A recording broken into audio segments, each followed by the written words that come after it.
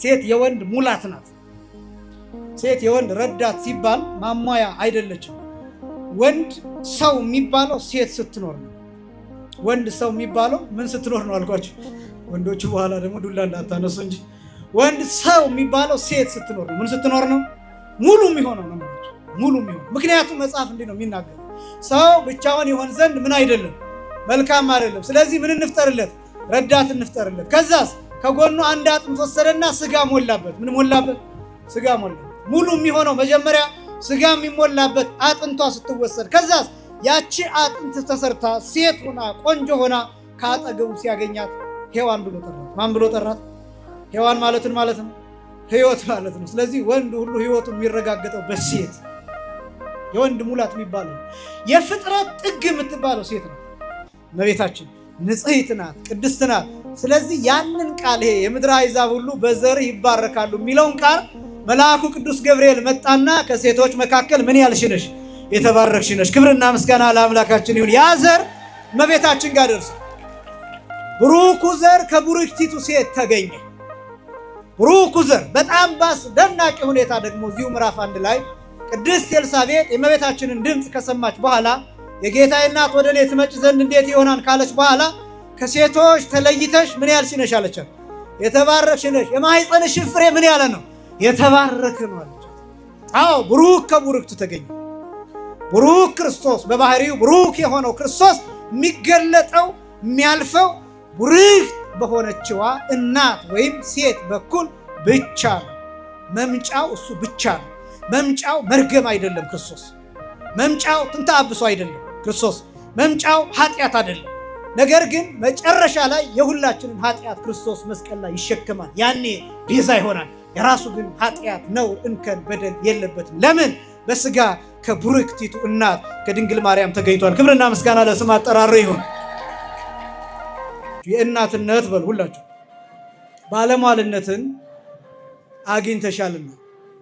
የምንነት ባለሟልነት ይሄ ነው ልዩ የሚያረጋት እመቤታችንን። ይሄ የእናትነት ባለሟልነት፣ እግዚአብሔርን የመውለድ ባለሟልነት፣ ከሦስቱ አካላት አንዱን አካል የመውለድ ባለሟልነት፣ የእግዚአብሔር እናት የመሆን ባለሟልነት፣ የመጽነስ ባለሟልነት፣ የመውለድ ባለሟልነት። ይህን ባለሟልነት ነው እመቤታችን የተቀበለችው። ይህ በጣም አስደናቂ ነው። ነገራችን ይሄ ሌላ ለማንም የለውም፣ ለማንም አልተሰጠም። ወላዲተ አምላክነት የሚለው ብቻውን የቆመ ነው የምንለው ለዛ ነው። ይሄ ባለሟልነት መልአኩ ቅዱስ ገብርኤል ለእመቤታችን ሲነግራት ገባትና ተጨነቀች። እንዴት ያለ ሰላምታ ነው ብላ መለሰችለት እመቤታችን። መልአኩ ቅዱስ ገብርኤል ዝም ያለው ለዛ ነው። ዲዳ አላደረጋትም። ለምን? ትክክለኛ ጥያቄ ነው የጠየቀችው። በዚህም ላይ ደግሞ መልአኩ ራሱ ለማስረዳት ተጨንቆ ቀጥዬ እነግራቸዋለሁ። መልአኩ ቅዱስ ገብርኤል ለእመቤታችን ሲነግራት ለማስረዳት ቅድስት ኤልሳቤጥን ምሳሌ አድርጎ ጠቀሰላት። ግን ምሳሌ ይሆናል? አይሆንም። ምክንያቱም ቅድስት ኤልሳቤጥ የምትወልደው ከባሏ ነው። ከምኗ ነው? እመቤታችን ደግሞ ያለ ዘር ነው የምትጸንሰው። ስለዚህ የኤልሳቤጥ ማስረጃ መሆን አይችልም።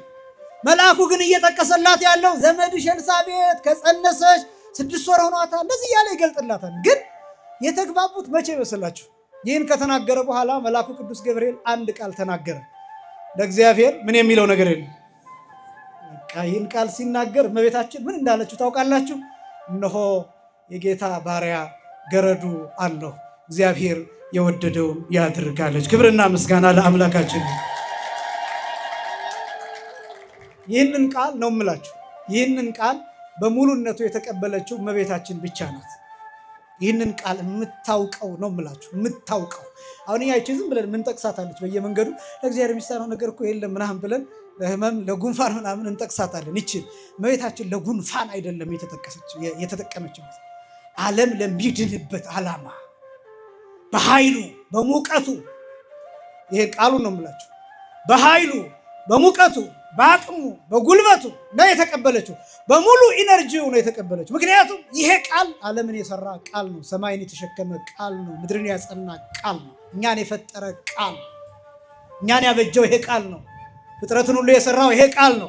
ይህንን ክረምትና በጋ የሚያፈራርቀው ይሄ ቃል ነው። ይህን ደመና የሚያጸናው ይሄ ቃል ነው። ለእግዚአብሔር ምን የሚለው ነገር የለም፣ የሚሳነው ነገር የለም። እመቤታችን ልክ ይህንን ቃል ስትቀበለው ከሦስቱ አካላት አንዱ አካል አካላዊ ቃል እግዚአብሔር ወልድ መጣ። ከድንግል ማርያም ከስጋዋ ስጋ ከነፍሷ ነፍስ ነሳ፣ ክርስቶስ ሆነ። ክብርና ምስጋና ለስም አጠራሩ ይሁን። አማኑኤል ሆነ። አይምሮዋ ሰፊ ነው፣ ልቧ ሰፊ ነው። ያልነገረችን ብዙ ነው።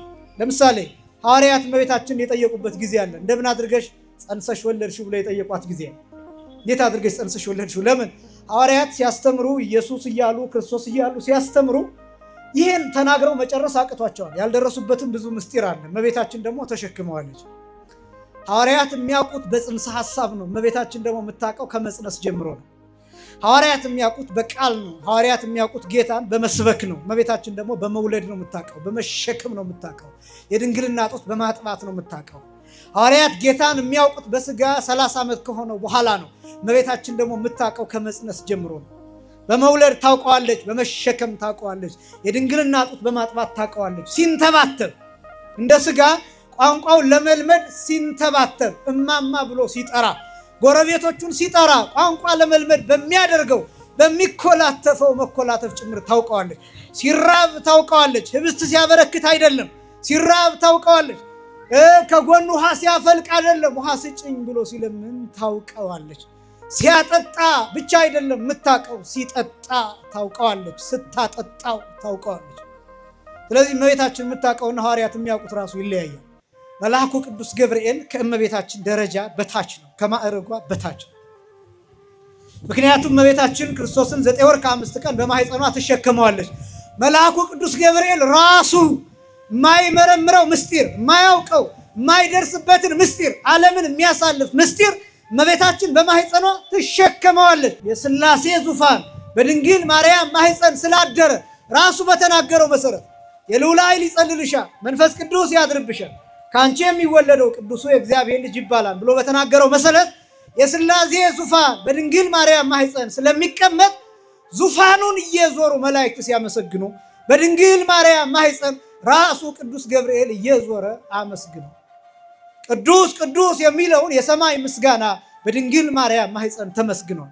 ሊቃውንቱ እንደሚገልጡት አባ ጊዮርጊስ ዘጋስጫ ሲገልጥ በተለይ ድንግል ታደንን ከርሳ ወታጸም ድምፀ ዘውስተ ከርሳ፣ አንገቷን ዘንበል አድርጋ በማኅፀኗ የሚከናወነውን ምስጋና ታደምጥ ነበር ይላል። ያ የመላእክት ምስጋና በሰማይ ብቻ ሳይሆን በምድር ላይ 3 ክንድ ከስንዝር ቁመት በሆነች ብላቴና በማኅፀኗ ከፍ ባለ ድምፅ ተሰምቷል። ክብርና ምስጋና ለአምላካችን ይሁን። በአዳም ኃጢአት ምክንያት የመጣው መርገም በፍጥረቱ ሁሉ አርፏል። ማን ብቻ ንጽሕት ናት? እመቤታችን። ለምን? የጌታ እናት ስለምትሆን። ስለዚህ አስቀድሞ እግዚአብሔር ምን አስቀምጧል? ጥንተ አብሶ ያላረፈባት ዘር አስቀምጧል። ያቺ ዘር እመቤታችን ቅድስት ድንግል ማርያም ናት። ባሕር የተከፈለላት ዘር፣ እስራኤል ከግብፅ የወጡባት ዘር፣ በብዙ መቅሰፍት ጠላቶቻቸውን ያጠፉባት ዘር፣ መስዋዕት ስርዓተ መስዋዕት የተቀበሉባት ዘር፣ ታቦት የታየባት የተገለጠባት ዘር፣ ነቢያት ትንቢት የተናገሩላት ዘር። ከዛ ይቺ ዘር እመቤታችን ጋር ስትደርስ እመቤታችን ቅድስት ድንግል ማርያም ሴት ሆና ተገኘች። ከዚያ ክርስቶስ ከእመቤታችን ተገኘ። እፎኑ ዘከመዝ አመሃ፣ እንዲህ ያለ ሰላምታ ምንድን ነው? ወይም ይህ ሰላምታ እንዴት ያለ ነው? ወይም ደግሞ ይህ እንዴት ያለ ሰላምታ ነው? ባጭሩ እናንተ እንድትይዙት እንዴት ያለ ሰላምታ ነው። የሉቃስ ወንጌል ምዕራፍ 1 ቁጥር 29 የሚገኝ ቃል ነው። እንግዲህ የቅዱስ ሉቃስ ወንጌል በሰፊው ስለ እመቤታችን ስለ ቅድስት ድንግል ማርያም የሚጽፍ ወንጌል በአንደኛ ደረጃ የተቀመጠ የቅዱስ ሉቃስ ወንጌል ነው። ከስፋቱ አንጻር፣ ከይዘቱ አንጻር፣ ከብዛቱ አንጻር ስለ እመቤታችን ስለ ቅድስት ድንግል ማርያም በማንኛውም ቦታ ብትመለከቱ ሰፊ ታሪክ በሐዲስ ኪዳን የተጻፈላት እመቤታችን ቅድስት ድንግል ማርያም ብቻ ናት። አማላጅነቷ ከሁላችን ጋር ይሁን። ከሌሎቹ ወንጌላውያን በተለየ ስለ እመቤታችን ስለ ቅድስት ድንግል ማርያም በስፋት የጻፈ ነው። ቅዱስ ሉቃስ የጻፈ ብቻ አይደለም፣ እመቤታችንን ለመጀመሪያ ጊዜ የሳለ ወንጌላዊ ነው ቅዱስ ሉቃስ። የመጀመሪያዋ የእመቤታችን የቅድስት ድንግል ማርያም ስዕል ተሳለ ተብሎ በታሪክ የሚነገረው በቅዱስ ሉቃስ ነው። ልክ ቅዱስ ዮሐንስ ወንጌላዊ የጌታን ስዕል ለመጀመሪያ ጊዜ የሳለው ዮሐንስ ወንጌላዊ እንደሆነ ሁሉ የእመቤታችንን ስዕል ለመጀመሪያ ጊዜ የሳለው ቅዱስ ሉቃስ ነው። ቅዱስ ዮሐንስ ወንጌላዊ የእመቤታችን የቅድስት ድንግል ማርያም ማንነትን በብዙ መልኩ ጽፏል። በተለየ ሁኔታ ግን የጌታችን የመድኃኒታችን የኢየሱስ ክርስቶስን መከራ በስዕል ብቻ ሳይሆን በአይምሮ ስሎ በልቡ ስሎ እየተንከራተተ እያለቀሰ እንደኖረ ቅዱስ ሉቃስም የእመቤታችን የቅድስት ድንግል ማርያምን ማንነት ስሎ በልቡም ጭምር አስቀምጦ የኖረ ወንጌላዊ ነው። በድጋሚ የቅዱስ ሉቃስ በረከት በሁላችንም ላይ ይደርብን። የሉቃስ ወንጌል ምዕራፍ 3፣ ምዕራፍ 4፣ ምዕራፍ 5፣ ምዕራፍ 6 እነዚህ በተከታታይ ኦሪት ዘፍጥረት፣ ኦሪት ዘጸአት፣ ኦሪት ዘሁልቅ፣ ኦሪት ዘሌዋውያን ተብለው ይጠናሉ።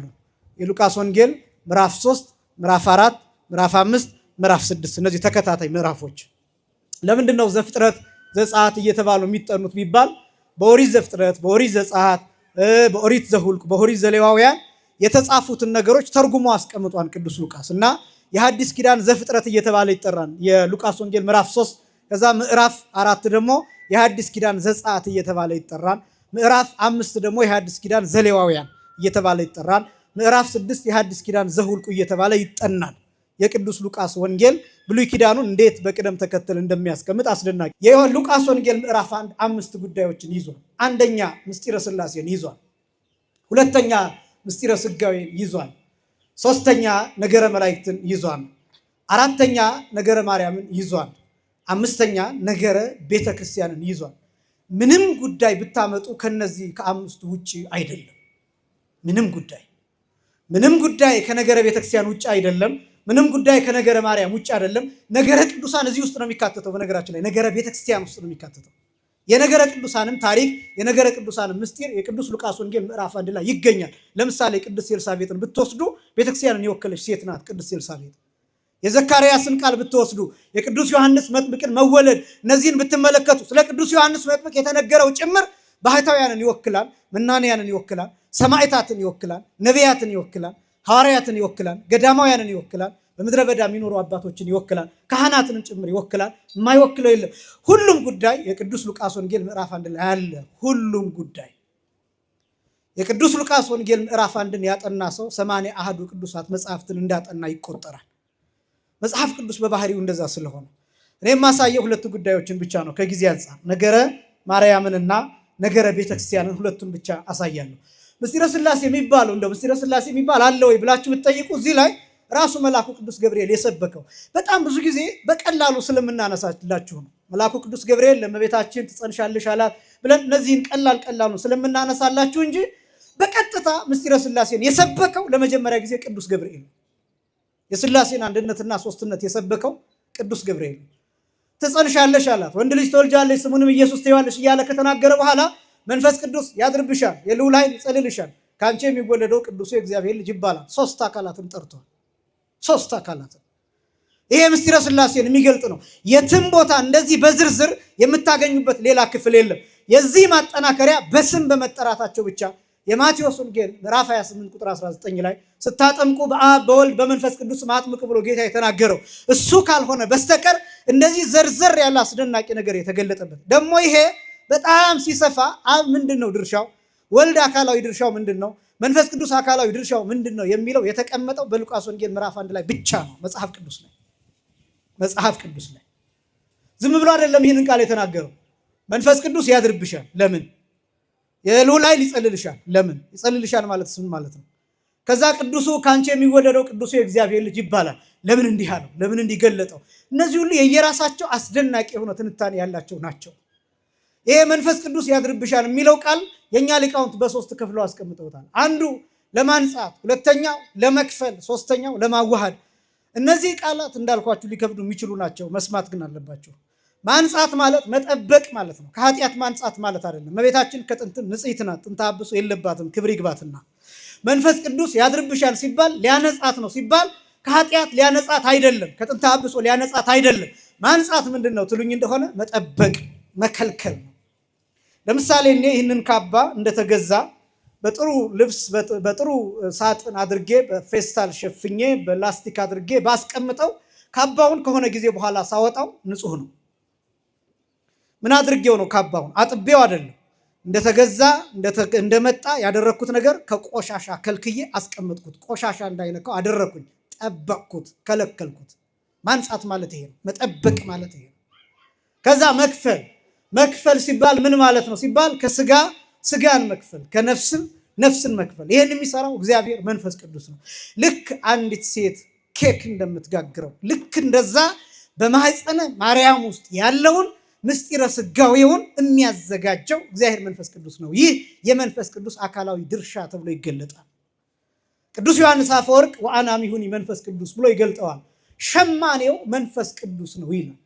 ሸማኔ ምንድን ነው የሚያደርገው? ጋቢ ይሰራል፣ ነጠላ ይሰራል፣ ልብስን ሁለቱን ክሮች አገናኝቶ ይሰራል።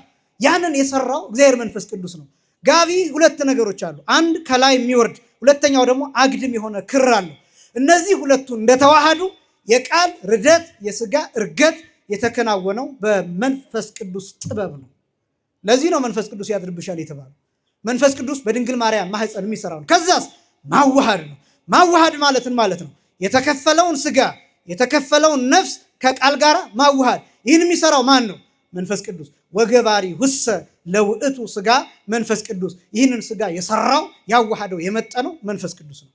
ለምሳሌ ኬክ የምትጋግር ሴት አልኳችሁ፣ ውሃውን በመጠኑ ስኳሩን በመጠኑ እንቁላሉን በመጠኑ ዱቄቱን በመጠኑ አድርጋ ትጋግራለች። ከተጋገረ በኋላ ኬክ ይባላል። ተዋህዶ የሚባለው ይሄ ክርስቶስ የሚለው ስም ቃል ከስጋ ጋር በተዋሃደበት ቅጽበት የወጣ ስም ነው። ግን ክርስቶስ እንዲባል የቃልና የስጋ ተዋህዶ ውጤት ክርስቶስ እንዲባል መንፈስ ቅዱስ ጥበቡን አሳርፏል። በዚህ ምክንያት መንፈስ ቅዱስ ያድርብሻል የተባለው። እነዚህ ሁሉ በጣም ብዙ ሐሳቦች አሉ። ስለዚህ ቅዱስ ገብርኤል የሰበከው ምስጢረ ሥላሴን ብቻ ሳይሆን ቀጥሎ ምስጢረ ሥጋዌን ሰብኳል። ከዚያ ቀጥሎ ደግሞ ነገረ መላእክት ታይቷል። የመላእክት ነገር፣ የመላእክት ክብር እንዳልኳችሁ በተለምዶ ሁልጊዜ የምንለው የመላእክትን ክብር እየገለጥን በምንለው በቀላሉ አይደለም እምላችሁ። የመላእክት ድርሻ ምንድን ነው? ምስጢረ ድህነት ላይ የመላእክት ድርሻ ምንድን ነው? ምስጢረ ሥጋዌ ላይ የመላእክት ድርሻ ምንድን ነው? ለምንድን ነው መልአኩ ቅዱስ ገብርኤል የተላከው? በነገራችን ላይ መልአኩ ቅዱስ ገብርኤል በቀጠሮ የመጣ መልአክ ነው። ዝም ብሎ አይደለም። አስቀድሞ ክንፉ ላይ የተጻፈበት መልአክ ነው። ሰላምታ ተጽፎበታል ክንፉ ላይ። ሁር አብስራ ለወለተ ሐና የሚል የወለተ የሐናን ሴት ልጅ ሂድና ደስታ ንገራት ተብሎ ክንፉ ላይ ተጽፎ ያን ተሸክሞ ይበር የነበረ መልአክ ነው። መላእክት እንደ ንብ ይከቡት የነበረ መልአክ ነው። ከሚጠራበት አንዱ መልአከ ሰላም ተብሎ ነው የሚጠራው። በነገራችን ላይ መልአኩ ቅዱስ ገብርኤል መልአከ ሰላም ወውእቱ ገብርኤል እያለ ይጠራዋል ቅዱስ ያሬድ። የሰላማቸው አለቃ እሱ ገብርኤል ነው እያለ ይጠራዋል። ለምን? ክንፉ ላይ የተሸከመው ምስጢር ስላለ። ከ5500 ዘመናት በኋላ ወደ ምድር የሚላክ ሰላም ስለተሸከመ በክንፉ ጸጥ የማረግ ዝም የማሰኘት አንድ የማድረግ የማጽናት ጸጋን አስቀድሞ ስለተቀበለ ይሄ መልአክ መቼ? በመላእክት አለ። መቼ? ዲያብሎስ በካደበት ሳጥናኤል በካደበት ፈጠርኳችሁ ባለበት ሰዓት በያላችሁበት ጽኑ ብሎ ያረጋጋችሁ መልአክ ስለሆነ ይህንን የመረጋጋት ምስጢር በክንፎ የተሸከመ መልአክ ነው ቅዱስ ገብርኤል። ክብርና ምስጋና ለአምላካችን ይሁን። በእውነት ዝም ብሎ እንደ እንግዳ ደራሽ እንደ ውሃ ፈሳሽ የመጣ አይደለም። ቀጠሮ አለው፣ ያጸጋ አለው። ያንን በክንፉ ይዞ ታምረ ማርያም ላይ ሁልጊዜ እንደምትሰሙት በታሪክ መልአኩ ቅዱስ ገብርኤል ሲመጣ መጀመሪያ ይሰማ የነበረው የክንፉ ድምፅ ነበር። በገሊላ አካባቢ በናዝሬት አካባቢ ልክ ዛሬ የተለያዩ ድምፆች እንደምንሰማው የጥይት የሌላ ከፍ ያለ ነገር የመድፍ እንደምንሰማው ልክ እንደዛ አስደናቂ የሆነ ድምፅ እየተሰማ ነበር። ክንፉን እርስ በርስ ያማታው ነበር። ያ የሰላም ድምፅ አስቀድሞ ለምድሪቱ ይወጣላት ነበር። ምክንያቱም ያንን የሰላም ጊዜ የሚናገርበት ዘመን እንደደረሰ ለማጠየቅ ክንፉን እያማታ የናዝሬትንና የገሊላን ተራራ ድምፅ እያሰማ ተራሮቹን እያበራ ነበር ወደ እመቤታችን ወደ ቅድስት ድንግል ማርያም የመጣው። ስለዚህ ይሄ መልአክ አስቀድሞ የሰላም መልእክት የተሰጠው ክንፉ ላይ የተጻፈበት ደስታ በክንፉ ላይ የተጻፈበት ይህንን ብስራት ተሸክሞ የመጣ መልአክ ነው። ከዛ ደግሞ የመላእክት ድርሻ ምን እንደሆነ ያሳየ መልአክ ነው። ለምሳሌ ወደ እመቤታችን ወደ ቅድስት ድንግል ማርያም ሲመጣ አንድ ነገር እንዲህ ብሏል። ብሩክት አንቲ እምአንስት የሚል ከሴቶች ተለይተሽ ምን ያልሽ ነሽ? የተባረክሽ ነሽ የሚል ቃል ተናግሯል። ለምን እንደዚህ እንዳለ ታውቃላችሁ? የእመቤታችን የቅድስት ድንግል ማርያም ቅድስና ጥጉ ይሄ ነው። ጥጉ ይሄ ነው። ከሴቶች ማለት የመጀመሪያው እመቤታችን ሴት እንደሆነች የሚያሳይ ነው። ነጥቡ ይሄ ነው። ከሰዎች መካከል እኮ ማለት ይቻላል፣ ግን መልአኩ ቅዱስ ገብርኤል ከሴቶች መካከል ሲል ማለት የፈለገው ምንድን ነው? እመቤታችን ሴት ናት። እመቤታችን ምንድን ናት? ሴት ናት። ይህን ማሳየት የመጀመሪያው። ለምን? ሴትነት ክብር ነው። ለምንድን ነው ደግሞ ይሄ መጠቀስ ያስፈለገው ቢባል በሴቶች ምክንያት እንደምታውቁት ከገነት ወጥተን ነበር። አሁንስ ወደ ገነት የምንመለሰው በማን ምክንያት ነው ከተባለ በሴት ምክንያት። በሴት ምክንያት ነው። በሴት ምክንያት ወጣን፣ በሴት ምክንያት ገባን። ስለዚህ ዓላማው ምንድን ነው? የሴትን ታሪክ መቀየር፣ ሴት ምንድናት? ምትክ ናት በትርጉሟ። ስለዚህ እመቤታችን ቅድስት ድንግል ማርያም የመጀመሪያዋ ሔዋን ምትክ ሆና በኃጢአት ሳትመስላት በጽድቅ በልጣት በቦታ ሳትመስላት በምድረ በዳ ኖራ ተንከራታ እመቤታችን ቅድስት ድንግል ማርያም እኛን ወደ ገነት መለሰችን። ክብርና ምስጋና ለአምላካችን ይሁን። ስለዚህ ከሴቶች ተለይተሽ ምን ያልሽ ነሽ? የተባረክሽ ነሽ። አንደኛ። ሁለተኛ ደግሞ ይሄ ምንን ያሳያል ቢባል እመቤታችን ቅድስት ድንግል ማርያም ጥንተ አብሶ እንደሌለባት ያሳያል። በጣም ብዙዎቹ የሚሉት ስለ እመቤታችን ሲናገሩ መንፈስ ቅዱስ ያድርብሻን ተብሎ ተነግሯል። ስለዚህ መንፈስ ቅዱስ ያድርብሻን ስለተባለች መንፈስ ቅዱስ ልክ ሲያድርባት ከጥንተ አብሶ አነጻትና ከዛ በኋላ አደረባት ብለው የሚናገሩ ሰዎች አሉ። የሉቃስ ወንጌል ቅደም ተከተሉን ይጠብቃን ብያቸዋለሁ። በቅደም ተከተሉ መሰረት መንፈስ ቅዱስ ያድርብሻን ከሚለው ቃል በፊት ከሴቶች መካከል ምን ያልሽ ነሽ? የተባረክሽ ነሽ የሚለው ቃል ምን ይላል? ይቀድማል። መንፈስ ቅዱስ ያድርብሻን ከሚለው በፊት ይቀድማል። ይሄ ቃል ከመነገሩ በፊት የተነገረው ቃል የተባረክሽ ነሽ የሚል ቃል። ይሄ ቃል ለማንም ተነግሮ አያውቅም በብሉይ ኪዳን። ለአብርሃምም፣ ለይስሐቅም፣ ለያዕቆብም፣ ለደጋጎቹ ለነ ሙሴ ለእነዚህ ሁሉ ተነግሮ አያውቅም። ለምን ለነሱ አልተነገረም በብሉይ ኪዳን ቢባል ከእመቤታችንና ከጌታ በስተቀር ጥንተ አብሶ የሌለበት ሰው ስለሌለ። ከማንና በቀር አልኳችሁ? ከእመቤታችንና ከጌታ በስተቀር ጥንተ አብሶ የሌለበት ስለሌለ። አብርሃም ጥንተ አብሶ አለበት። ሙሴ ጥንተ አብሶ አለበት። መልከጼዴቅ ጥንተ አብሶ አለበት። ኢሳይያስ፣ ሕዝቅኤል፣ ሌላ ከነቢያት ወገን ሁሉንም ብትጠሩ ጥንተ አብሶ አለባቸው። ጥንተ አብሶ ምንድን ነው? መርገመ ሥጋ መርገመ ነፍስ ነው። ይህስ ምን ማለት ነው? የአዳም ኃጢአት ውጤት ነው። በአዳም ኃጢአት ምክንያት የመጣው መርገም በፍጥረቱ ሁሉ አርፏል። ማን ብቻ ንጽሕት ናት? እመቤታችን። ለምን? የጌታ እናት ስለምትሆን። እመቤታችን ቅድስት ድንግል ማርያም ጥንተ አብሶ ቢኖርባት ችግሩ ምንድን ነው? ችግሩ ምንድን ነው? ጌታ ከእመቤታችን ከቅድስት ድንግል ማርያም ስለሚወለድ እሱ ራሱ ጥንተ አብሶ አለበት ይባላል። ሎቱ ስብሐት። ጥንተ አብሶ ካለበት ደግሞ መስቀል ላይ ሲሰቀል ምን ይሆናል? ለራሱ ነው እንጂ ለእኛ ብቻ አልተሰቀለም የሚል ከንቱ የሚያደርግ ምስጢረ ድህነትን ከንቱ የሚያደርግ ሌላ ጥያቄ ያመጣል። አይ እሷንማ አንጽቷት ነው ከተባለ ደግሞ ሌላ ጥያቄ ይመጣል። ደም ያለ ደም አይነጻም። እስኪ በሉ ደም በሉ። ያለ ደም አይነጻም። ያ መርገም ደም ይፈልጋል። መርገም የሚነጻው በደም ብቻ ነው። መርገም የሚወገደው በደም ብቻ ነው። ስለዚህ አስቀድሞ እግዚአብሔር ምን አስቀምጧል? ጥንተ አብሶ ያላረፈባት ዘር አስቀምጧል። ያቺ ዘር እመቤታችን ቅድስት ድንግል ማርያም ናት። ባህር የተከፈለላት ዘር፣ እስራኤል ከግብፅ የወጡባት ዘር፣ በብዙ መቅሰፍት ጠላቶቻቸውን ያጠፉባት ዘር፣ መስዋዕት ስርዓተ መስዋዕት የተቀበሉባት ዘር፣ ታቦት የታየባት የተገለጠባት ዘር፣ ነቢያት ትንቢት የተናገሩላት ዘር። ከዛ ይቺ ዘር እመቤታችን ጋር ስትደርስ እመቤታችን ቅድስት ድንግል ማርያም ሴት ሁና ተገኘች። ከዚያ ክርስቶስ ከእመቤታችን ተገኘ። ማስረጃ ይህንን ብቻ እናገራለሁ። ኦሪት ዘፍጥረት ምዕራፍ 22 ቁጥር 18 ላይ የምድር አሕዛብ ሁሉ በዘርህ ይባረካሉ የሚል ቃል አለ። በምንህ ይባረካሉ? በዘርህ። ከዛ ቅዱስ ጳውሎስ ደግሞ ይህንን ይተረጉማል። ገላትያ ምዕራፍ 3 ቁጥር 14 እና 15 ላይ ዘሩ ማን ነው ትለኝ እንደሆነ ያ ዘር ክርስቶስ ነው ይላል። ዘር እሰ ዘውእቱ ክርስቶስ ይላል። እንዲያውም ቅዱስ ጳውሎስ በጣም ግልጽ ሲያደርገው ይቤሎ በአዝርእቲከ አላ ይቤሎ በዘርእከ ይላል። በዘሮችህ አላለውም፣ በዘርህ ነው ያለው። ለምን? መርገም ያላረፈበት ያለው አንድ ዘር ነው። ስንት ዘር ነው? አንድ ዘር። አንድ ዘር። ይህን ደግሞ ነቢዩ ኢሳይያስ እንዲህ ብሎ ይገልጠዋል። ትንቢተ ኢሳይያስ ምዕራፍ 1 ቁጥር 9 ላይ አሸናፊ እግዚአብሔር ዘርን ባያስቀርልን ኖሮ ይላል። ምንን ባያስቀርልን? ዘርን ይላል። የቀረ ዘር አለ ማለት ነው። ይህ ዘር መርከብ የተሰራለት ዘር ነው። 8ቱ ነፍሳት የቀሩት በ8ቱ ነፍሳት አብራክ ዘር ስላለ ነው። ይሄ ዘር እመቤታችን የምትገኝበት ዘር ነው። ከይስሐቅ ዘር ይወጣልሃል የሚለው ይህንን ዘር የሚያሳይ ነው። ከዛስ እመቤታችን ንጽሕት ናት፣ ቅድስት ናት።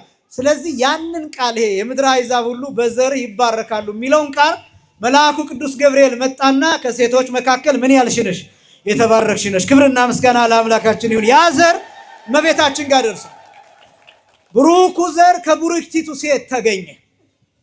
ብሩኩ ዘር በጣም በአስደናቂ ሁኔታ ደግሞ እዚሁ ምዕራፍ 1 ላይ ቅድስት ኤልሳቤጥ የእመቤታችንን ድምፅ ከሰማች በኋላ የጌታዬ እናት ወደ እኔ ትመጭ ዘንድ እንዴት ይሆናል ካለች በኋላ ከሴቶች ተለይተሽ ምን ያልሽ ነሽ አለቻት? የተባረክሽ ነሽ። የማኅፀንሽ ፍሬ ምን ያለ ነው? የተባረከ ነው አለቻት። አዎ ብሩክ ከቡሩክት ተገኘ። ብሩክ ክርስቶስ በባህሪው ብሩክ የሆነው ክርስቶስ የሚገለጠው የሚያልፈው ብሩክ በሆነችዋ እናት ወይም ሴት በኩል ብቻ ነው።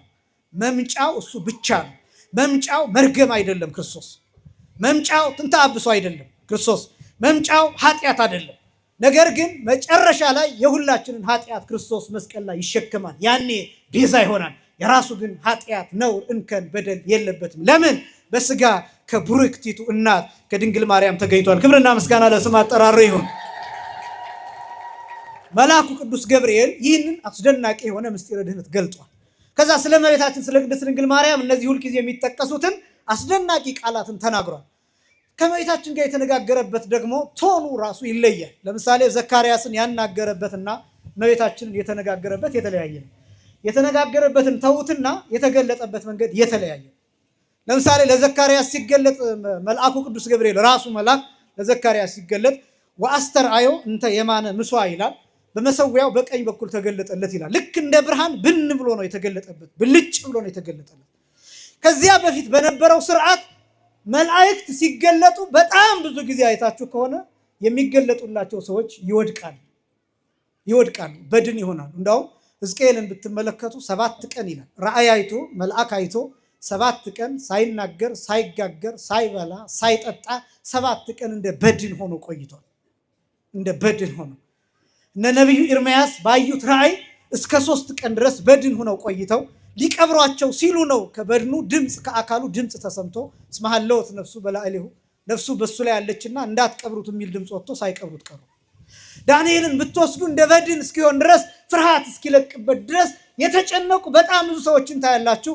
እነ ኢያሱን የምትመለከቱ በተመሳሳይ ፍግም ብለው ሲሰግዱ ትመለከታላችሁ። ስለዚህ መላእክት በብሉይ ኪዳን ሲገለጡላቸው ይደነግጣሉ። ይህ ብቻም አይደለም። ነቢዩ ዘካርያስ ካህኑ ዘካርያስ ዱዳ ሆኖ ነው የተመለሰው። ወደ ቤቱ ሲመጣ ዱዳ ሆኖ መናገር የማይችል ሆኖ ነው የተመለሰው ዘካርያስ። መልአኩ ቅዱስ ገብርኤል ለዘካርያስ እንዲህ ተገለጠ፣ ለእመቤታችን ግን እንዲህ አይደለም የተገለጠው። ለምን? መልአኩ ቅዱስ ገብርኤል ከእመቤታችን ደረጃ በታች ነው፣ ከማዕረጓ በታች ነው። ምክንያቱም እመቤታችን ክርስቶስን 9 ወር ከ5 ቀን በማህፀኗ ትሸከመዋለች። መልአኩ ቅዱስ ገብርኤል ራሱ የማይመረምረው ምስጢር፣ የማያውቀው የማይደርስበትን ምስጢር፣ ዓለምን የሚያሳልፍ ምስጢር እመቤታችን በማህፀኗ ትሸከመዋለች። ራሱን ቅዱስ ገብርኤልን በጌታ መሃል እጅ በማህፀኗ ትሸከመዋለች። ራሱን ቅዱስ ገብርኤል ይህን አብራራለሁ። ምክንያቱም ጌታ በመሃል እጁ ፍጥረትን ይዞ ነው በማህፀኗ የተወሰነው። ጌታ በመሃል እጁ ፍጥረትን ይዞ በመዳፉ ፍጥረትን ይዞ፣ ቅዱስ ገብርኤል ፍጡር ነው፣ ቅዱስ ሚካኤልም ፍጡር ነው። በጌታ መሃል እጅ በጌታ መዳፍ ተይዟል። ራሱ ቅዱስ ገብርኤል በጌታ መዳፍ ተይዞ በድንግል ማርያም ማህፀን ተቀምጧል። ለምን? ፍጡር ነው። ይሄ ብቻም አይደለም። የሥላሴ ዙፋን በድንግል ማርያም ማህፀን ስላደረ ራሱ በተናገረው መሰረት የልዑል ኃይል ይጸልልሻል፣ መንፈስ ቅዱስ ያድርብሻል፣ ከአንቺ የሚወለደው ቅዱሱ የእግዚአብሔር ልጅ ይባላል ብሎ በተናገረው መሰረት የሥላሴ ዙፋን በድንግል ማርያም ማህፀን ስለሚቀመጥ ዙፋኑን እየዞሩ መላእክት ሲያመሰግኑ በድንግል ማርያም ማህፀን ራሱ ቅዱስ ገብርኤል እየዞረ አመስግኗል። ቅዱስ ቅዱስ የሚለውን የሰማይ ምስጋና በድንግል ማርያም ማህፀን ተመስግኗል። ሊቃውንቱ እንደሚገልጡት አባ ጊዮርጊስ ዘጋስጫ ሲገልጥ በተለይ ድንግል ታደንን ከርሳ ወታጸም ድምፀ ዘውስተ ከርሳ፣ አንገቷን ዘንበል አድርጋ በማህፀኗ የሚከናወነውን ምስጋና ታደምጥ ነበር ይላል። ያ የመላእክት ምስጋና በሰማይ ብቻ ሳይሆን በምድር ላይ 3 ክንድ ከስንዝር ቁመት በሆነች ብላቴና በማህፀኗ ከፍ ባለ ድምፅ ተሰምቷል። ክብርና ምስጋና ለአምላካችን ይሁን። ስለዚህ እመቤታችን ቅድስት ድንግል ማርያም የምትሸከመው ምስጢር ቅዱስ ገብርኤል ከሚረዳውም ጭምር በላይ ነው። ለዚህ ነው አባ ሕርያቆስ ሲገልጥ ይበጽሖ ህሊና ሰብ ወኢ ዘመላእክት አይምሮ፣ የሰው ሐሳብ አይደርስበትም፣ የሰው ይቅርና የመላእክት እንኳን አይደርስበትም የሚለው ለዚህ ነው። ይህን ምስጢር እመቤታችን ቅድስት ድንግል ማርያም ብቻ ናት የምታውቀው። መልአኩ ቅዱስ ሉቃስ የገለጠውን ብቻ ላሳያችሁ። 2 ቦታ ቅዱስ ሉቃስ የሚገልጠው እያንዳንዱን ነገር በልቧ ትጨምረው ነበር ነው የሚለው። ጌታ ያደርጋቸው የነበሩትን ነገሮች በልቧ ታስቀምጠው ነበር። አይምሮዋ ሰፊ ነው፣ ልቧ ሰፊ ነው። ያልነገረችን ብዙ ነው። ለምሳሌ ሐዋርያት እመቤታችን የጠየቁበት ጊዜ አለ። እንደምን አድርገሽ ጸንሰሽ ወለድሽ ብሎ የጠየቋት ጊዜ አለ።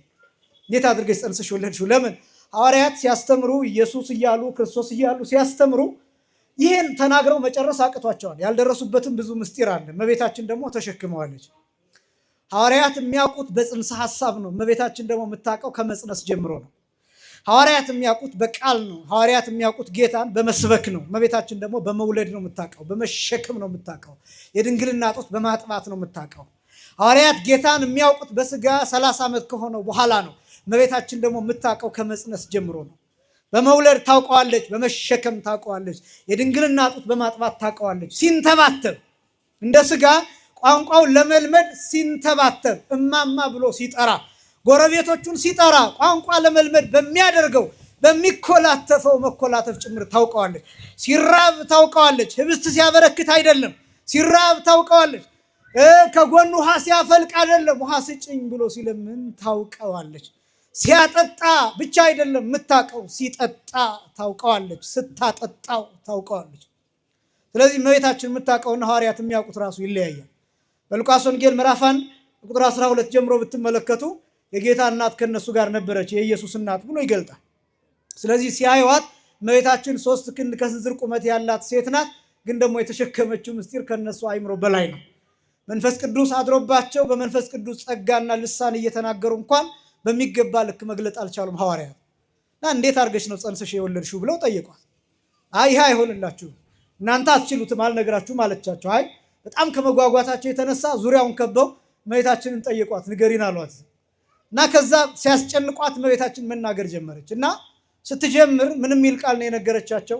ወመጽአ ግሩም መልአክ ወገሰሰ አጽፎ ዘይማን ወኮነ ህብስተ ሕይወት በሊኦ አብልዓኒ ወገሰሰ አጽፎ ዘጸጋም ወኮነ ጽዋዕ ሕይወት ሰትዮ አስተየን የሚል ቀድሞ ከማውቀው መልአክ የተለየ የሚያስፈራ ግሩም መልአክ ወደ እኔ መጣ።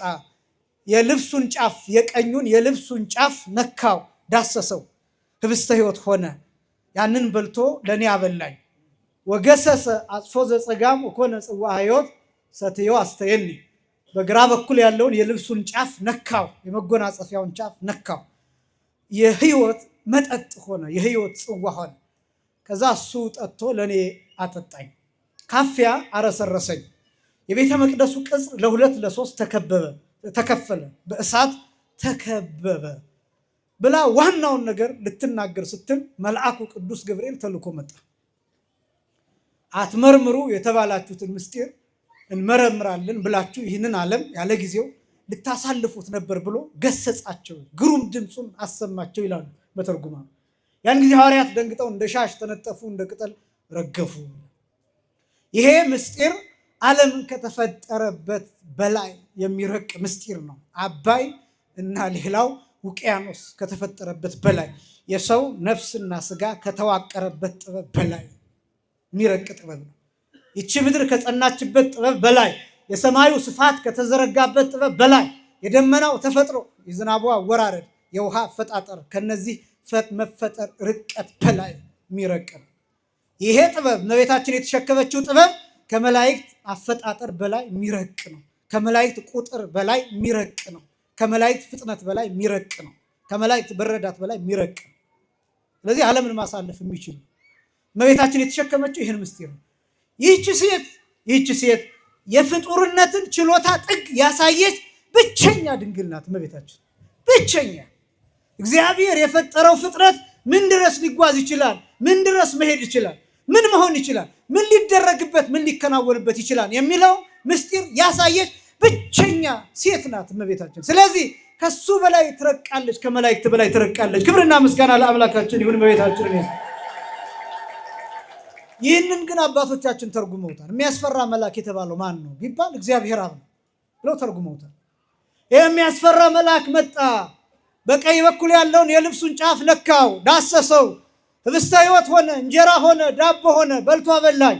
በግራ በኩል ያለውን የልብሱን ጫፍ ነካ፣ ሚጠጣ ሆነ። ጠጥቶ አጠጣኝ ማለቷ ምንድን ነው ቢባል በባህሪው የሚወልደው ልጁን በባህሪዬ እንዲወልደው አደረገኝ ስትል ነው ብለው ተርጉመውታል። የመጀመሪያው ትርጉም በባህሪው የሚወልደውን ማለት ነው። እግዚአብሔር አብ እግዚአብሔር ወልድን ቅድመ ዓለም ከመፈጠሩ በፊት ብቻውን እንደወለደው እመቤታችንም ብቻዋን እግዚአብሔር ወልድ ኢየሱስ ክርስቶስን እንድትወልደው አደረጋት። ብቻዋን እነዚህ ቃላት የሉቃስ ወንጌል ምዕራፍ 1 ላይ ያሉት ቃላት እነዚህን የሚገልጡ ናቸው። ወዳጆች በደንብ ስሙኝ። አሁን አጠቃልላለሁ። ጸጋን የሞላብሽ ሆይ ደስ ይበልሽ በእግዚአብሔር ዘንድ ምን አግኝተሻልና? አዎ ባለሟልነትን አግኝተሻልና የሚለው ይሄኛው ባለሟልነት ብቻ እንዳይመስላችሁ። በእግዚአብሔር ዘንድ ባለሟልነትን አግኝተሻልና ማለት ምን ማለት መሰላችሁ? እሱ ብቻውን እንደወለደው አንቺ ብቻሽን እንድትወልጂ የሚያደርግ ክብር ይሰጥሻል። እሱ ብቻውን እንደወለደው እሱ ብቻ አባት ተብሎ እንደሚኖር አንቺ ብቻሽን እናት ተብለሽ ትኖራለሽ። እሱ እግዚአብሔር ወልድን ብቻ እንደወለደ አንቺም እርሱን ኢየሱስ ክርስቶስን ብቻ ትወልጃለሽ። እግዚአብሔር አብ አንድ ልጅ ብቻ እንዳለው አንቺም አንድን ልጅ ብቻ ይኖርሻል። እግዚአብሔር አብ እግዚአብሔር ወልድን ከወለደ በኋላ አባት እየተባለ ሌላ ልጅ ሳይኖር ለዘላለም እንደሚኖር አንቺም ለዘላለም ሌላ ልጅ ሳትወልድ እግዚአብሔር ወልድ ኢየሱስ ክርስቶስን ወልደሽ እናት ብቻ እየተባልሽ ትኖሪያለሽ። በእግዚአብሔር ዘንድ ምን አግኝተሻልና? ባለሟልነትን አግኝተሻልና። እንዴት ያለ ሰላምታ ነው! እመቤታችን የደነገጠችው ለዚህ ነው። ገብቷታል። ስለምን እየነገራት እንደሆነ ገብቷታል። እንዲህ አይነት ሰላምታ እንዴት ይሰጣል? እኔ ሴት ስሆን ለሴት እንዲህ ያለ ሰላምታ ይሰጣታል ወይ? በዛ ላይ እኔ ዝቅ ያልኩ የእግዚአብሔር አገልጋይ ባሪያ ነኝ፣ ገረድ ነኝ። እንዴት እንዲህ ያለ ሰላምታ ትነግረኛለህ? ደሞስ አንተ ማነህ? ምድር ያለ ዘር ታበቅል ዘንድ እንዴት ይሆናል? ሴትስ ያለ ወንድ ዘር ትጸንስ እንዴት ይሆናል? ስነ ፍጥረቱን አውቀዋለሁ፣ እስከ ዛሬ ድረስ ሆኖ አያውቅም በታሪክ። ይሄ እንዴት ያለ ሰላምታ ነው? እመቤታችን የተከራከረችው መልአኩን ለዚህ ነው። ለምን? በእግዚአብሔር ዘንድ ባለሟልነትን አግኝተሻልና የሚላት ባለሟልነት ብቻ አይደለም። ጻድቃን በእግዚአብሔር ፊት ያገኙት አይነት ባለሟልነት አይደለም። የእኛ ሊቃውን ሲተረጉሙ እንዲህ ብለው ይተረጉሙታል። ትላላችሁ፣ ቃሉን ቀጥላችሁ የእናትነት በሉ ሁላችሁ። ባለሟልነትን አግኝተሻልና። የምንነት ባለሟልነት ይሄ ነው ልዩ የሚያረጋት እመቤታችንን። ይሄ የእናትነት ባለሟልነት፣ እግዚአብሔርን የመውለድ ባለሟልነት፣ ከሶስቱ አካላት አንዱን አካል የመውለድ ባለሟልነት፣ የእግዚአብሔር እናት የመሆን ባለሟልነት፣ የመጽነስ ባለሟልነት፣ የመውለድ ባለሟልነት። ይህን ባለሟልነት ነው እመቤታችን የተቀበለች። ይህ በጣም አስደናቂ ነው። ነገራችን ይሄ ሌላ ለማንም የለውም፣ ለማንም አልተሰጠም። ወላዲተ አምላክነት የሚለው ብቻውን የቆመ ነው የምንለው ለዛ ነው።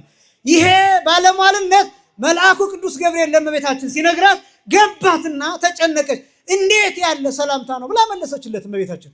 መልአኩ ቅዱስ ገብርኤል ዝም ያለው ለዛ ነው። ዲዳ አላደረጋትም። ለምን? ትክክለኛ ጥያቄ ነው የጠየቀችው። በዚህም ላይ ደግሞ መልአኩ ራሱ ለማስረዳት ተጨንቋል። ቀጥዬ እነግራቸዋለሁ። መልአኩ ቅዱስ ገብርኤል ለእመቤታችን ሲነግራት ለማስረዳት ቅድስት ኤልሳቤጥን ምሳሌ አድርጎ ጠቀሰላት። ግን ምሳሌ ይሆናል? አይሆንም። ምክንያቱም ቅድስት ኤልሳቤጥ የምትወልደው ከባሏ ነው። ከምኗ ነው? እመቤታችን ደግሞ ያለ ዘር ነው የምትጸንሰው። ስለዚህ የኤልሳቤጥ ማስረጃ መሆን አይችልም። መልአኩ ግን እየጠቀሰላት ያለው ዘመድሽ ኤልሳቤጥ ከጸነሰች 6 ወር ሆኗታል፣ እንደዚህ እያለ ይገልጥላታል። ግን የተግባቡት መቼ ይመስላችሁ? ይህን ከተናገረ በኋላ መልአኩ ቅዱስ ገብርኤል አንድ ቃል ተናገረ። ለእግዚአብሔር ምን የሚለው ነገር የለም።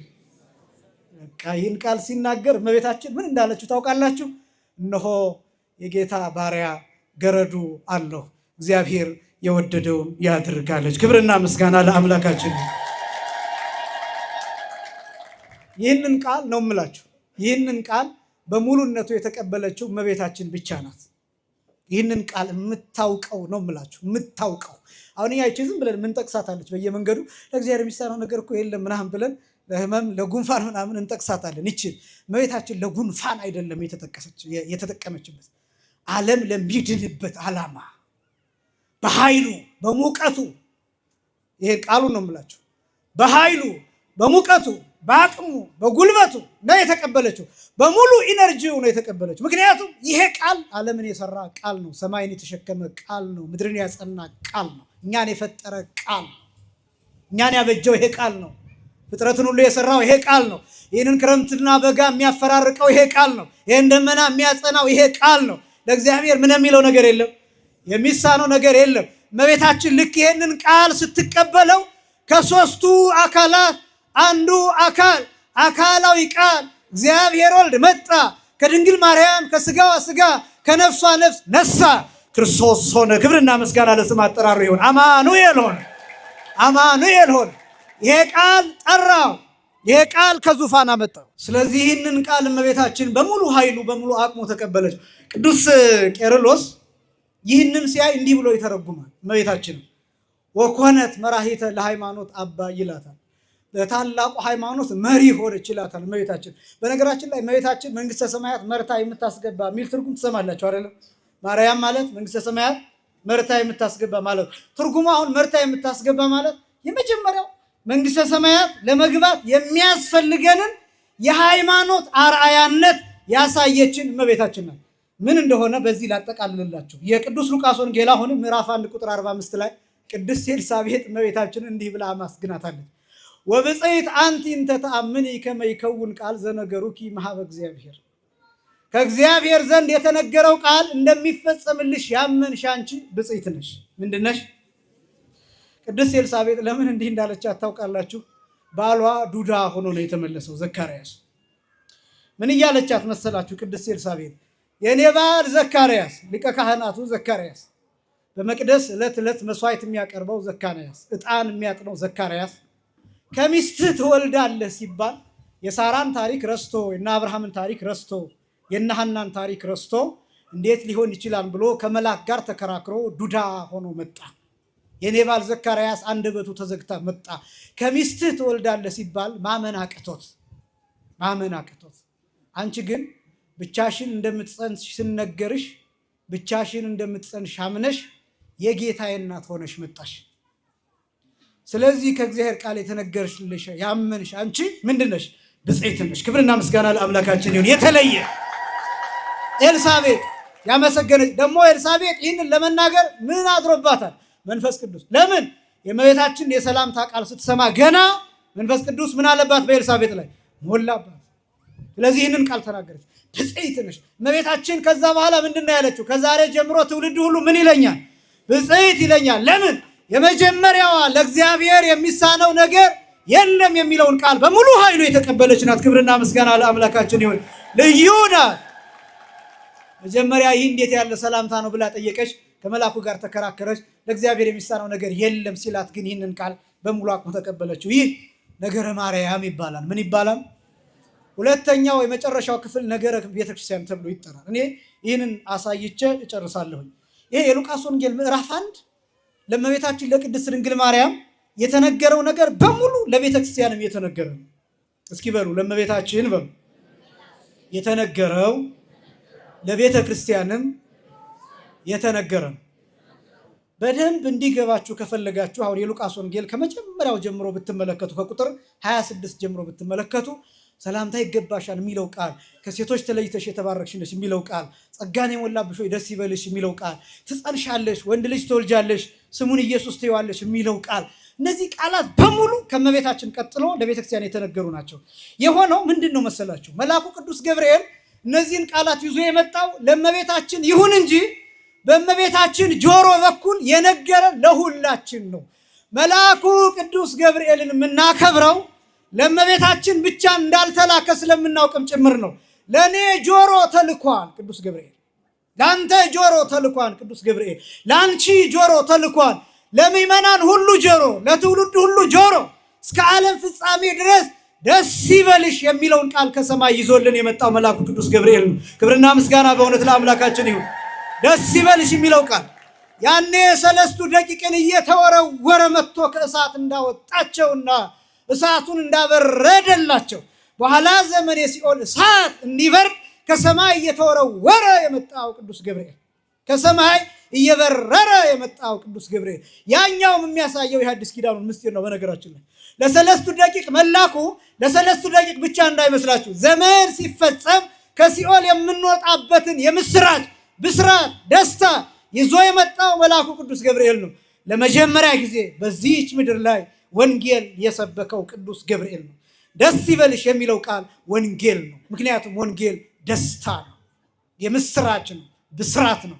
ለመጀመሪያ ጊዜ ከቅዱስ ገብርኤል አፍ ነው ወንጌል እንደ ሰይፍ እሳት እየተወረወረ የወጣው። ለመጀመሪያ ጊዜ ደስ ይበልሽ የሚለው ቃል ለጊዜው ለእመቤታችን ለቅድስት ድንግል ማርያም ስለምትጸንስ ስለምትወልድ የባህሪ አምላክን ስለምትወልድ ይሁን እንጂ ፍጻሜው ግን ለቤተክርስቲያን ነው።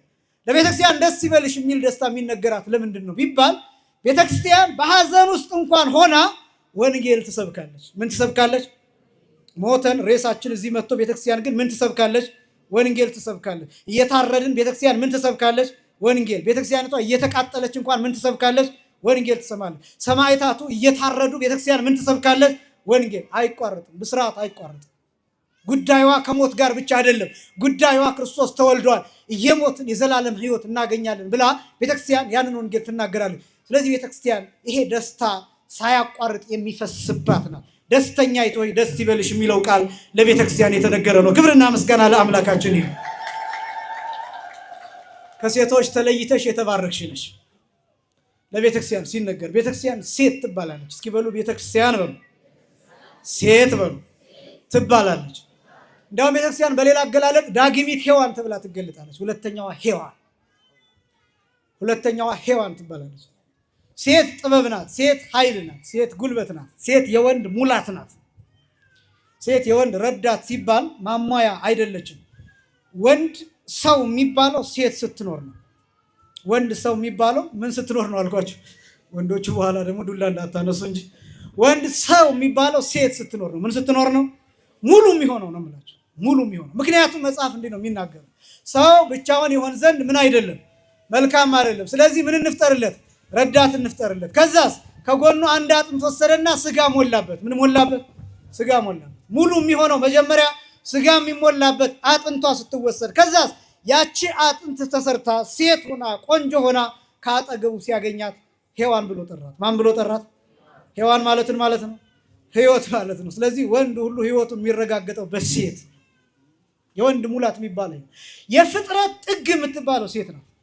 የፍጥረት መጨረሻ የምትባለው። እንደዚህ ስል ሴቶች እንድትታበዩ አይደለም፣ ክብራችሁን እንድታውቁት ነው። ቤተክርስቲያን እንዴት እንደምትረዳችሁ እንድታውቁ። ሁልጊዜ ከድካም የሚገኝ ነገር ኃይል አለው። ለምሳሌ ይሄ ብርሃን አቅሙ ጨለማ ስለሆነ ብቻ ነው። አሁን ይሄ ጨለማ ባይኖር ለምሳሌ የፀሐይ ብርሃን ቢሆን ይሄ ፓውዛ አቅም የለውም። ስለዚህ ሁልጊዜ ብርሃን የጨለማ ልጅ ነው። ትንሣኤ የሞት ልጅ ነው። ትንሣኤ ከሞት ይገኛል። ብርሃን ከጨለማ ይገኛል። ኃይል ከድካም ይገኛል። ኃይል ከድካም ይገኛል። ቅዱስ ጳውሎስ ለምሳሌ ስለ ትንሣኤ ሲናገር፣ ስለ ዘር ሲናገር ይዘራ በሐሳር ወይትነሳ በክብር ይዘራ በድካም ወይትነሳ በኃይል ነው። ዘሩ በጉስቁልና በውርደት ይዘራል፣ በክብር ይነሳል፣ በድካም ይዘራል፣ በኃይል ይነሳል ነው። የሚዘራው ዘር ሙቶ ነው። በነገራችን ላይ ብዙ ቅንጣትም ይሆን ያው እንደሚታወቀው ከ26 ጀምሮ አሁን ስለ ዘር የሚነገርበት ጊዜ ነው። እና አንዱ ቅንጣት ለምሳሌ አፈር ላይ ገበሬው እንደው የሚያደርገው ዘር ይዘራል። ዘሩን ከዘራ በኋላ አፈሩን ያዳፍነው ያርሰዋል እንደገና። ከዛ ዘሩ ከአፈር ጋር ይቀላቀላል ቅንጣቱ። ከዛ ምን ይሆናል? ይበሰብሳል። መጀመሪያ ይበሰብስና ይሞትና ፍርስ ብስብስ ካለ በኋላ ወደ ብዙ ቅንጣት ይከፋፈላል። ወደ ብዙ ምን ይከፋፈላል? ወደ ብዙ ቅንጣት ይከፋፈላል። ለምሳሌ በቆሎን ውሰዱ። አንድ በቆሎ አንዱን አገዳ ብትወስዱት አንዱ አገዳ ውስጥ 3-4 እርከን ያለው ቆረቆንዳ ያፈራል። አንዱ ዙሪያው 3-4 ቆረቆንዳ ይኖራል። አንድ ቆረቆንዳ አንዱ እንደዚህ የሚያክለው እሱ ውስጥ ያለውን ብትቆጥሩት እንደ 1000 ብላችሁ ብታባዙትና ያን የሚያክል ደግሞ 10 ይዟን ብላችሁ ብታባዙት አንድ አገዳ በቆሎ 10,000 ቅንጣት ይይዛል። አንዱ ቅንጣት ስንቱ ቅንጣት? አንዱ ቅንጣት። ጌታ ስለዚህ ሲናገር የስንዴ ቅንጣት ካልወደቀች ይላል፣ ካልሞተች ይላል፣ ካልፈረሰች ይላል፣ ካልበሰበሰች ይላል ብዙ ሆና አትነሳም። እንደዚሁም ሁሉ እኔ ካልሞትኩ እናንተ አትነሱም ሲል አንዷ ቅንጣት ያፈርሶ በስብሶ 10,000 ሆኖ ይወጣል። የ10,000 ሆኖ የወጣው በሰዎች ልቡና ሆኖ ኃይል ይሰጣል። በሰዎች ሰውነት አቅም ይሰጣል። ከድካም ኃይል ይገኛል። ከውርደት ክብር ይገኛል። ሴት ከወንድ ድካም ነው የተገኘችው። ከወንድ እንቅልፍ ነው የተገኘችው። ከወንድ ሞት ነው የተገኘችው። በእንቅልፍና በመንቃት መካከል ሆና ነው ማይከለ ነቂ ሆኖ ሳለ ሴትን የፈጠራት ከጎኑ መካከል አንድ አጽም ወስዶ። ስለዚህ ሁልጊዜ ከድካም የሚገኝ ነገር ኃያል ነው። ለምሳሌ ቤተክርስቲያን ለምን ሴት እንደምትባል ልግለጥላችሁ። ክርስቶስ ሲሞት ነው ቤተክርስቲያን የተገኘችው። ክርስቶስ ልክ ሲሞት በዛሬ ውዳሴ ማርያም ጸለያችሁ ወጣችሁ ከሆነ በአርብ ውዳሴ ማርያም ቅዱስ ኤፍሬም እንዲህ ይላል፣ ዘዚአን ሞተ ነስአ ወእንቲሃሁ ሕይወተ ወሀበን፣ የእኛን ሞት ወስዶ የእሱን ሕይወት ሰጠ። ይሄ የሚፈጸመው መቼ መሰላችሁ? ልክ ክርስቶስ ሲሞት ሕይወት ይፈልቃል። ልክ እሱ ሲሞት፣ ልክ በገዛ ስልጣኑ ነፍሱን ከስጋው ሲለይ ሕይወት ለፍጥረት ሁሉ ይሰጣል። ዘር ይቀጥላል። እንደገና መታደስ፣ እንደገና መፈጠር፣ እንደገና ሕያው መሆን፣ የዘላለም ሕይወት ከጎኑ ይፈልቃል። ግን ክርስቶስ መሞት አለበት። ቅዱስ ጳውሎስ እንዲህ ይናገራል ዕብራውያን ምዕራፍ 9 ላይ ኑዛዜ የሚጸናው ተናዛዡ ከሞተ ብቻ ነው። ተናዛዡ በሕይወት ካለ ኑዛዜው አይጸናም። ለምሳሌ አንድ ሰው ለመሞት ደርሶ የኛውን ቤት ለትልቁ ልጄ፣ መኪናዋን ለሴቷ ልጄ ብሎ ቢናዘዝና ሳይሞት ቢቀር መኪና ቤት የሚባል ነገር የለም፣ አታገኝም። ከሞተ ግን ኑዛዜው ይጸናል። ስለዚህ በኑዛዜው መሰረት ይደረጋል። ክርስቶስ አንድ ነገር ነግሮናል። ከመሞቱ በፊት ለሐዋርያት ማዕድ ሰርቶ ስጋውንና ደሙን አቅርቦ እንዲህ ብሎ ተናግሯል። ይህ ነገ በመልዕልተ መስቀል የሚፈሰው ደሜ ነው ብሎ ተናግሯል። ግን ምን ብሎ ነው የገለጠው? ስለ ብዙዎች ስለ ኃጢአት ሁሉ ይቅርታ፣ ስለ ኃጢአት ሁሉ ምን ይቅርታ የሚፈስ የአዲስ ኪዳን ደሜ ይህ ነው ብሎ ተናዞልናል። ክርስቶስ ልክ ሲሞት ይሄ ኑዛዜ ይጸናል። ልክ ሲሞት ለንጊኖስ ይመጣና ጎኑ ላይ ጦር ያስገባበታል። ጦሩን ሲነቅለው ደምና ውሃ ይፈልቃል። ከደሙ ሕይወት አብሮ ይፈሳል። ውሃው ለኛ ልደት ልጅነት ማግኛ ይሆናል። ሕይወት ይፈጸማል። ዳግሚቷ ሔዋን ከሁለተኛው አዳም ከጎኑ ከሞቱ ሕይወት ይዛ ተገኘች። ክብርና ምስጋና ለአምላካችን ይሁን። ያቺ የመጀመሪያዋ ሔዋን ከአዳም እንቅልፍ እንደተገኘች ይህችኛዋ ሁለተኛዋ ሔዋን ቤተክርስቲያን ከክርስቶስ ከሞቱ ሕይወት ይዛ ተወለደች። ገነትን ይዛ ተወለደች። ርስቷን እንደገና አግኝታ ተወለደች። ብርሃን ይዛ ተወለደች። አቅም ይዛ ተወለደች። ኃይል አግኝታ ተገለጠች። ጉልበት ይዛ ተወለደች። ዲያብሎስን የምታደቅ የምታሸንፍ ኃያል ሁና እየተቃጠለች ልጆቿ እየታረዱባት የምትለመልም ቤተክርስቲያን። ክብርና ምስጋና ለአምላካችን ይሁን። የምትለመልም ቤተክርስቲያን ሕይወትን የተቀበለችው ከእርሱ ስለሆነ፣ ስለዚህ ጸጋን የሞላብሽ ሆይ ደስ ይበልሽ፣ ከሴቶች መካከል ተለይተሽ ምን ያልሽ ነሽ? የተባረክሽ ነሽ። ስለዚህ ቤተክርስቲያን ሴት ተብላ ትገለጣለች። የመጨረሻው ትጸንሻለሽ። ምን ትያለሽ? ወንድ ልጅም በሉ፣ ወንድ ልጅም ትወልጃለሽ፣ ስሙንም ኢየሱስ ትይዋለሽ። መጀመሪያ ትጸንሻለሽ። ምን ትያለሽ?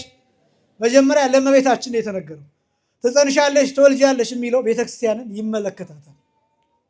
ቤተክርስቲያን ትጸንሻለሽ ትወልጃለሽ ስትባል በየዕለቱ በየሰዓቱ እየጸነሰች እየወለደች ትኖራለች ማለት አይደለም። ግን እሳ የተጸነሰበትን የተወለደበትን እየተናገረች ኢየሱስ እያለች ትኖራለች። ክብርና ምስጋና ለስም አጠራሪው ኢየሱስ እያለች ትኖራለች። በዚህ ስም ከመልአኩ ከቅዱስ ገብርኤል ጋር ትተዋወቃለች እች ቤተክርስቲያን። ምክንያቱም ይህንን ስም ለመጀመሪያ ጊዜ የጠራው በሐዲስ ኪዳን መልአኩ ቅዱስ ገብርኤል ስለሆነ መልአኩ ቅዱስ ገብርኤል የጠራውን ስም መልአኩ ቅዱስ ገብርኤል ያበሰረውን የተናገረውን ቃል ያንን ቃል ደጋግማ እያበሰረች፣ ለምሳሌ ጌታችን መድኃኒታችን ኢየሱስ ክርስቶስን የተጸነሰበትን በዓል የምታከብር ኦርቶዶክሳዊት ቤተክርስቲያን ብቻ ናት። መቼ ነው ጌታ የተጸነሰው? መቼ ነው የተጸነሰው? መጋቢት 29 ቀን ከዘጠኙ አበይት በዓላት አንዱ አድርጋ ቤተክርስቲያን ታከብረዋለች። ማንም የለም ሌላ። ስለዚህ መጸነሱን ትናገራለች።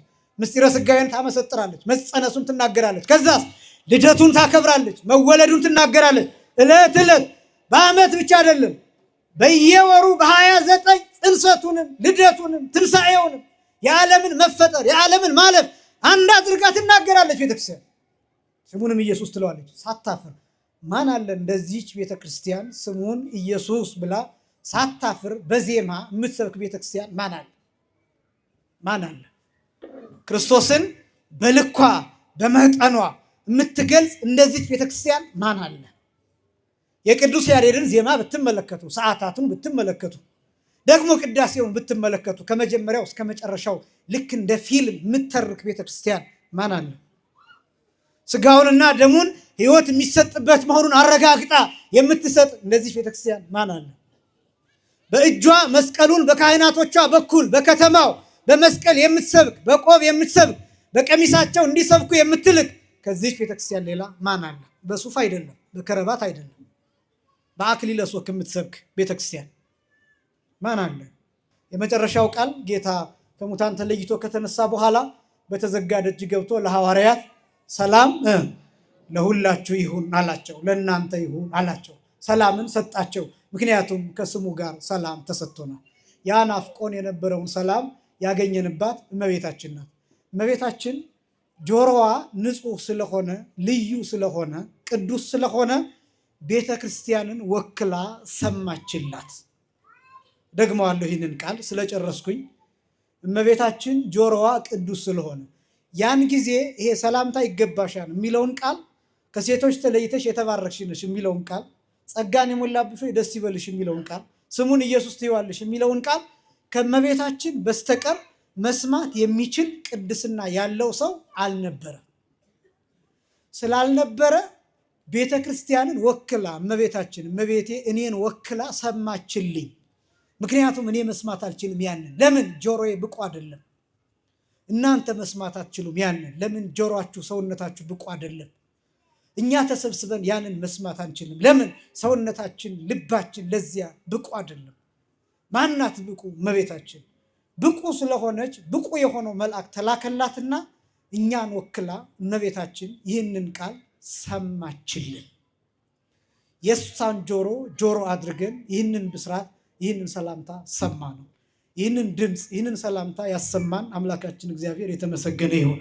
የእመቤታችን በረከትና አማላጅነት ከሁላችን ጋር ይሁን። ያስተማረን የአባቶቻችን አምላክ እግዚአብሔር ይክበር ይመስገን።